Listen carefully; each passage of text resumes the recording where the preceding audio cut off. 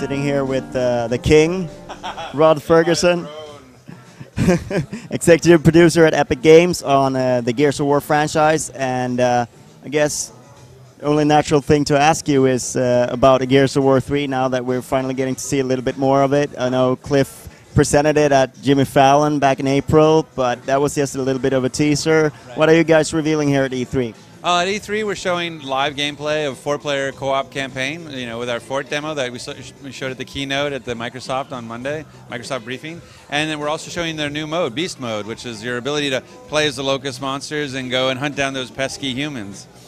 Can you tell us a little bit more about Beast Mode and what it adds? Sure. Well, Beast Mode is a 5-player co-op mode, and basically you'd say kind of a class-based system because, in Horde when you play, you're playing as, 5 humans that all have the same abilities, whereas in Beast Mode you're playing as Locust monsters that all have different abilities. Everything from the small little ticker that can run around and skittle around and blow up, all the way to the Berserker. You can even play as a Berserker and destroy fortifications and Hulk smash, the enemy and stuff. So what's really cool is that there becomes this really meta game, if you will, of trying to find combinations of monsters that work really well together. Like the Boomer Butcher with his cleaver walks around and gets all the attention and all the aggro, and they're shooting at him, while the 4 other little tickers sneak around and blow up behind the people and take them out. So it's finding that kind of relationships, and what's cool is like as you play and you destroy the human fortifications and you destroy the humans, you get points which get turned into tokens, and that enables you to come back as bigger and bigger and better Locusts. So you may start off as a ticker, work your way up to a Wretch, work your way up to a Cantus, and then eventually get yourself up to a Berserker, or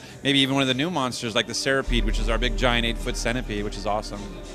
So how do you plan to portion that out for the gamer? Does it take a long time to get up there, or? No, it's happening within the game. It's basically, it's not meant to be this sort of large, unlock cycle of creatures over, weeks and months and stuff. It's meant to happen within the game. Basically, your performance in the game, how well you do, will earn you tokens, and those tokens allow you to go through the different sort of character selects and what kind of monsters you get to play. For us, Beast Mode is really about, we think it's going to be a really great mode for new players because it's really empowering. Like when you play Horde, you're the humans and you're a little bit, you have to put up your defenses and a lot of tension because you might get killed. Same thing for campaign, it's a very tension-filled time and you're trying to fight for survival. Whereas in Beast Mode, you're the monster, you're the empowered one, you're the one destroying the humans. So it's really friendly to new players because they have that power that they don't necessarily have had before. So we're really trying to tailor that one to being a really first-time player friendly. You got to be a little bit of a different feeling to be part of a Horde, be part of to go from cover and guns to now I have the ability to skittle around on the ground and blow up, or I can I'm the new armored Cantus and I've got blades that in my headdress that when I roll into them I tear people up with my knives, and there's all kinds of cool abilities that the Locust have. And then the Cantus is like the Locust monk, and he can heal up other Locusts from across the map, and so he really acts like a medic. So you get this, like I said, you get these combinations and these new abilities where you're used to just a gun and cover, and now as the Locust you have all these new different abilities, and now it's just a mix and match. What's the best combination? So was it always an idea to make the Locust playable, or is it something that has evolved over time, and now all of a sudden you find out that, wait, it's pretty fun to play as them? Yeah, it's evolved over time. We never always had that plan, but we just wanted to give it a new, unique experience. Because the thing that was really interesting is that when we go back and we think about Gears of War, we say like, hey, what do people really know Gears of War as? Like, what's our strength, right? And our strength, we really feel, is co-op. And so that was when we looked at, okay, and then we looked at Horde, and Horde, is way, far and away the most popular mode in Gears 2, and it's a 5-player co-op mode. And so when we looked at it, we said, like, okay, if we want to play to our strength and we want to really get all the people that we already have engaged in Horde, and we want to keep them engaged in something else as well and find new ways for them to play, Beast was perfect. It's a 5-player co-op, but now we turn the tables, and now you're the monsters, and the novelty and the interest is just the first time you fire it up, and I'm hoping you're going to go play it tonight, is like when you go play and you're that first time you're a ticker with your little bum wagging and you're ready to go out and blow yourself up to kill some people. It's really fun. So, but you mentioned it briefly, there's 4-player co-op for the campaign, so you can add an extra friend for Beast Mode, right? or someone gets kicked off when you play campaign, I don't know, but can you tell us a little bit about what that 4-player co-op experience brings to the Gears of War universe experience? Yeah, sure. And for us, the co-op is more than just more guns, right? Like a lot of games, when they do co-op, they just mean more guns. Like it's clones of the main character, and it's just more guns shooting. And that's going to be fun, too. But we wanted to try to, Gears 1 and 2, we were really excited about it. When our 2-player co-op, we were able to keep it, Marcus and Dom's story. And now with 4-player co-op, we're really focused on saying, okay, how can we keep this a story-based co-op? And so it's been a lot of hard work. It's actually been really, really challenging to say, let's make each character, each player a different character and have a unique perspective on the game. And that as the story unfolds, those characters will change. So, even player 1, where he starts off as Marcus, he's going to get to play as Cole for a while, and then maybe player 3 will get to play as Anya, and maybe you'll get to play as Dizzy, that kind of stuff, And so it's really been interesting to try to craft a really good story that has always 4 characters present at all the same, all the time. And so it's finding that right mix and match of different characters. And so that's why we've had our base character set Delta with the 4 that we have, Marcus, Dom, Cole, and Baird, and Anya now is number 5. And then we've introduced 2 new characters with Jay Stratton and Sam Byrne, the new female gear as well. So we have lots of characters to pull from and more to come. And it just really is focused on that 4-player story driven, not just more guns, but also more characters. Could you give an example of like a different kind of player that you get to experience from, let's say, Marcus and Dom's stories and their motivation? Well, I think the big thing here for, when most people play Gears 1 and 2, you're used to sort of sending Cole and Baird away. Like Marcus and Dom will stay behind and Cole and Baird will go away.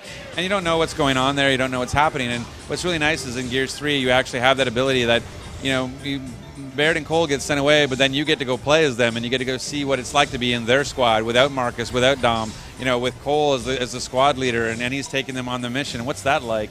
And in this particular case, we're not talking too much about it tonight, but it's actually a mission that's very personal to Cole. It's very relevant to him, so you're getting to see his perspective on this mission. It's not just like some generic mission, it's something that's very personal to him. And so it's kind of cool to see the way the relationships change, and like when the dad figure isn't around, like how do they interact with each other and how do they deal with it. And so it's been very cool. But even beyond that, so that's kind of the cinematic, what we call the cinematic experience, the story experience. One of the things we realize is that people are consuming our story, reasonably quickly, within a week or whatever, and they spend the rest of their time in multiplayer. But when you look at the effort, the development effort, we spend most of our time on the story, right, on the campaign, because it's just so much content. And so we wanted to find ways for the people to play the content more. And so we created this arcade mode where you can actually play the campaign for score. Right, so you can play it competitively, like, okay, the 4 of us are going to go in and we're going to go play the fort mission, and now we're going to see who's the best at it, who got the best score at it. Or we're going to go and play cooperatively, where we're going to work as a team and try to set a high score we can put on the leaderboard, right? And then we can even do things like we get mutators that we are allowing, and whenever you play cooperatively, you can include mutators. And so now we can even change that experience. Now I'm going to play the fort mission, but now I'm going to turn on, we're each going to bring 1 mutator to it, so now we're going to have 4 different mutators, and now it's a completely different experience, but yet it's the same content, So we're really excited about that, about having people being able to kind of convert the game from a story game to this sort of sandbox game where you can just play for score and have fun. Another thing that's changed is the Horde. They're going lambent on us. The Locust, yeah. The Locust become infected. Yes. Absolutely, yeah. We have a whole 3rd army now. So basically, the emulsion turns out to be not so good. We thought it was this great power supply, but it turns out it's infecting the planet. It's destroying it from the inside.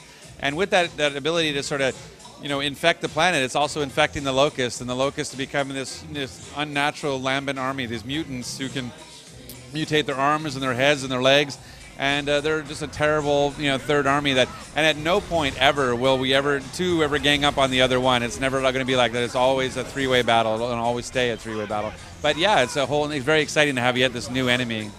So, as I perceived Gears of War way before the first game came out, I almost felt that there was a little bit of an environmental angle on the story and things like that, like with emulsion and stuff. But yeah. But I sort of felt that that's something that haven't really come across in the first couple of games. Like, if you only play the games, you don't really get that backstory and stuff like that. Sorry, I think I know where you're going. We've never meant to be heavy-handed. We've never meant to be. We're not making games trying to issue a political message in any way. We're just trying to be.